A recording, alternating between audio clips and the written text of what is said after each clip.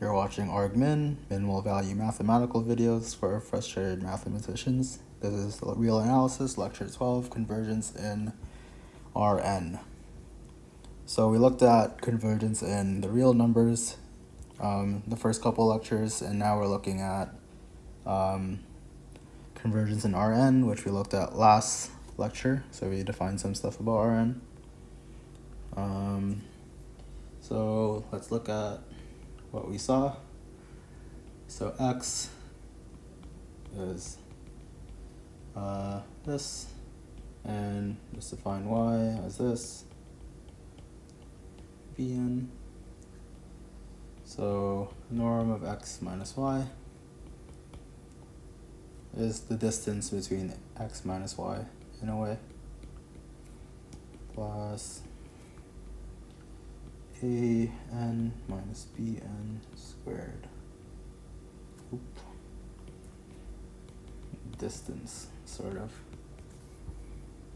So the problem with convergence in Rn is that, say we had something that converged to this point, then if you had a sequence like this, then it's clear that it converges to that point because it's getting closer to it.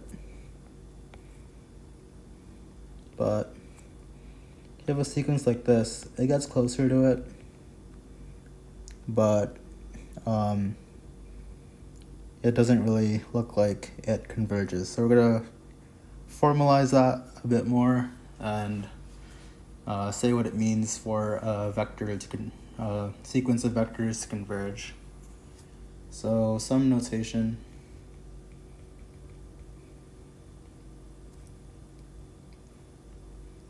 X k from k equals 1 to infinity is a sequence of vectors in Rn.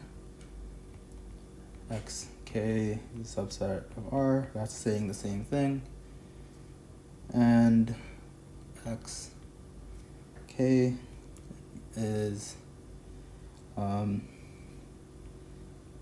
defined like this. So that's how you get the first coordinate of xk, or the x coordinate, if it were in 3 dimensions. So that's the y coordinate, and z coordinate were in Rn. So this goes all the way to n in Rn. So we use a superscript and use parentheses just to make it clear that that's an index. We're not squaring or taking it to a power.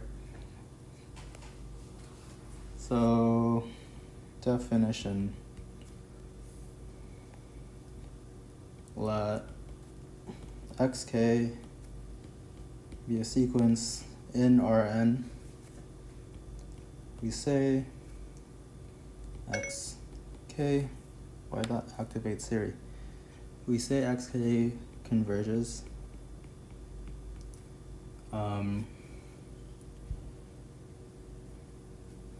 to some v in Rn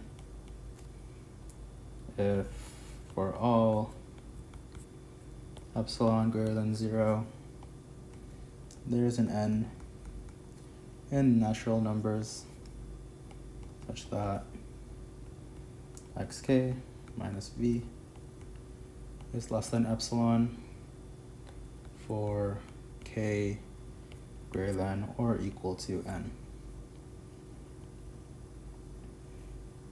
So that's convergence of a real vector. Let's highlight the thing we are defining. As an exercise, there's this property: if xk goes to v in Rn, we're going to use this notation for a thing going to a sequence going to a vector to a limit. Then xk minus v must go to 0 in R, because the norm is a real number. Proof. do it yourself. So now we're going to prove this property. So let xk be an Rn, then xk goes to V if and only if xk j goes to a j as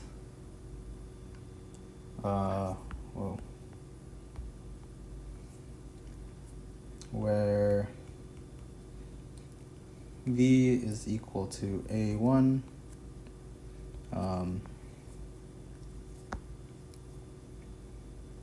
A2, and so on, up to AN as k goes to infinity. So we're saying that if a vector converges to, a sequence of vectors converge to V, then every coordinate in that vector must converge itself to the corresponding coordinate in V. Proof. So just so we're clear in this example, or what we're saying here. So here we're seeing that every coordinate, so the x and y itself gets closer and closer to this V here.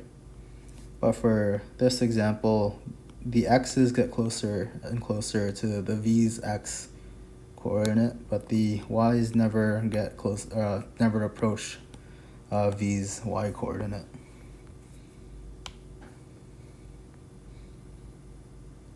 So let's prove this. In the first direction, so let's suppose xk approaches V, and so it must be that it satisfies that definition up there. So let epsilon greater than 0, there must be some n in the natural numbers such that the distance between xk and V is less than epsilon for all k at least n. Now I'm going to move down so we have more space. We don't need a definition anymore. Now suppose that k is greater than or equal to n, and then the absolute value of xk j minus a j squared is less than or equal to xk 1 minus a1 squared plus all the way up to xk n minus a n squared. So this is clear just because xkj will be in the sum. Like if j equals 1, then it's just this term, and you're adding in other positive numbers since the absolute values and the squares of the absolute values will be positive, or not necessarily not positive, but non-negative. So that's why this inequality holds. So now this is exactly the definition of xk minus v squared, and then that's less than epsilon squared. So that implies that xk j minus a j, you square root both sides, is less than epsilon. So let's write out exactly what that means. Therefore, xk j goes to a sub j for all j in 1 to n. Now, in the other direction, suppose xk j goes to a j, or j equals 1 to n, or just write it this way to match above. Let epsilon greater than 0 be given. There exists nj, so it depends on the j, such that xk j minus a j less than, we're going to leave this blank for now and fill it in later. So now we're trying to show that xk converges to v. So for k greater than or equal to nj, that holds. Let n be the greatest of the nj's. Nj, j equals j in 1 up to n. Now suppose k greater than or equal to n, then since we're trying to show it converges, we want to show this as less than epsilon. To use some properties, we're going to use the square of that, some nice properties. So xk1, if you expand out the definition of the norm, plus all the way to xkn minus an squared. And so that is less than or equal to n, and if we let that inequality be this one, since we have n terms and each of these terms are satisfying this inequality, there must be n times epsilon over square root n, and that is squared since that's the square of the terms here.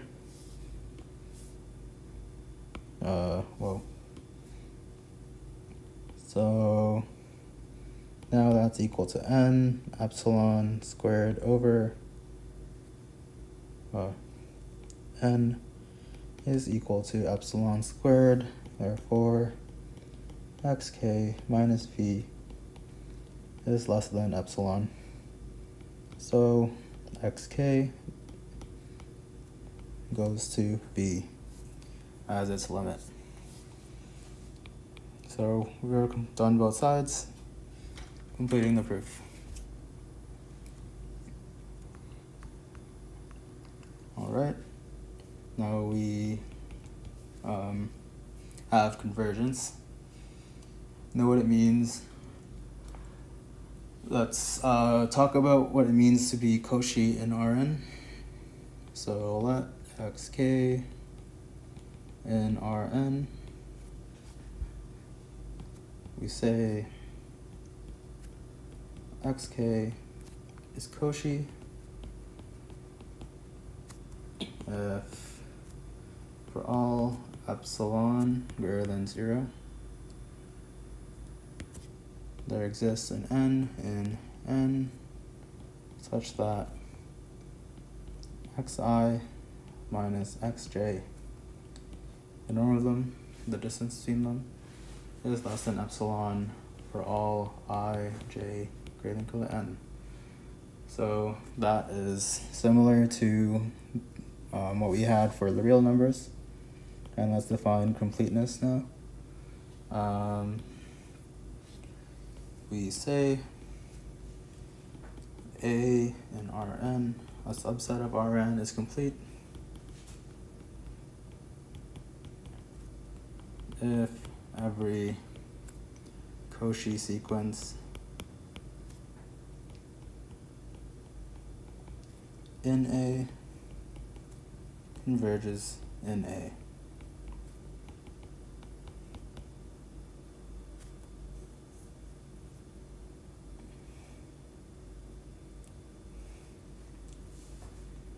Alright, some examples. So let A be in R2 such that it satisfies this inequality. If you plot that out, we'll get a unit circle of I was about to say radius 1, but that is already implicit in the fact that it's a unit circle. So it's a strict inequality, so the boundary isn't included, but the interior is. So if we have a sequence, say 1 minus 1 over n over 0, so this will go as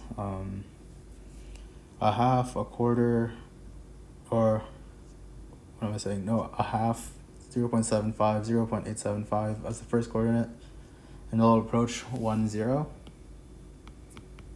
as its limit. But this isn't in A, but all of these are in A.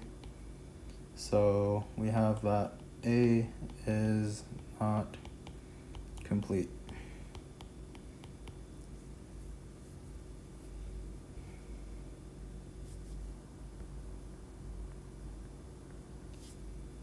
Okay.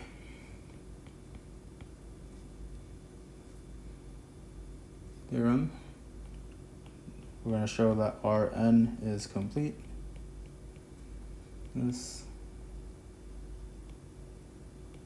theorem for Rn. Rn is complete.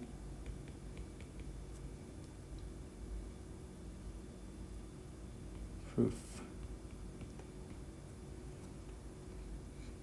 Suppose that we have a sequence in Rn that is Cauchy.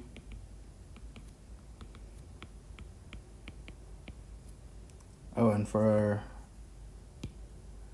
just argument's sake, this sequence here was Cauchy. I just didn't want to go into the details of the calculations for that. So if you have a non-Cauchy sequence that converges to something not an A, but all Cauchy sequences do, it would still be complete. But yeah, let's just prove this completeness theorem for now. Suppose xk, that's an Rn, is Cauchy. So we claim that each coordinate, the sequence of the coordinates, is itself Cauchy. So the sequence of the jth coordinates is Cauchy. So let epsilon greater than 0.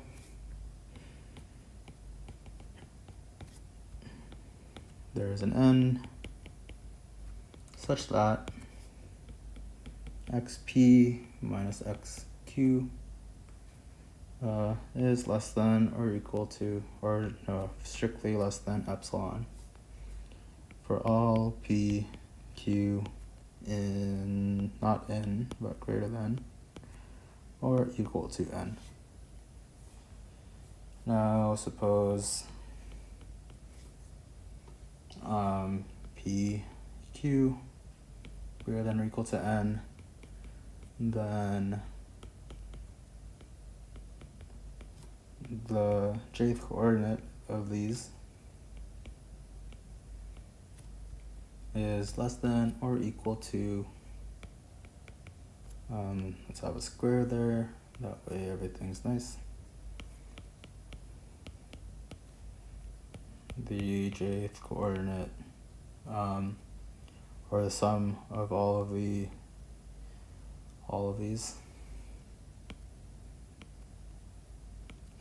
absolute value squared. And a similar argument as last time, this is inside the sum and each of the terms are non-negative, so the sum must be equal to or larger than the left side. And that's exactly the definition of xpe minus xq norm squared is less than epsilon squared. Therefore, xp j minus xqj is less than epsilon, and so xkj is Cauchy in the reals.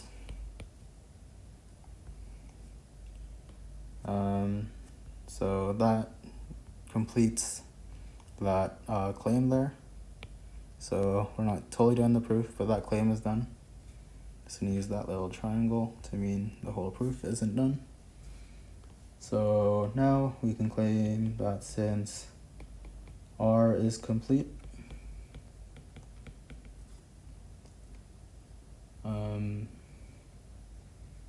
then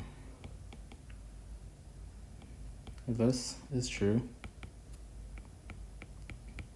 So it must converge to something in R. And so by the previous proposition, which was if the coordinates converge to a number, then the whole vector converges to the vector of those coordinates that it converges to. I'll just write it down because it makes more sense that way. A1, A2, AN, and each of these coordinates are in R, so this whole vector is in Rn, thus completing the proof. So let's look at an example. Example, V0 equals 0, 0, and let Vn equal xn, yn, and let xn plus 1 equal xn plus yn plus 1 over 2, yn plus 1 equal xn minus yn plus 1 over 2. Find the limit as n goes to infinity of Vn. So let's define a function R from R2 to R2 as txy is equal to x plus y plus 1 over 2 and x minus y plus 1 over 2. And note that t of 2, 1 is equal to 2, 1. Let u equals to 1. So Vn plus 1 minus u squared is just equal to xn plus 1 minus 2 and yn plus 1 minus 1 squared, and that's equal to xn plus 1 minus 2 squared. This is a vector, by the way. Forgot to draw those. Yn plus 1 minus 1 squared. And then if we expand out the definition of xn plus 1 and yn plus 1, we get this.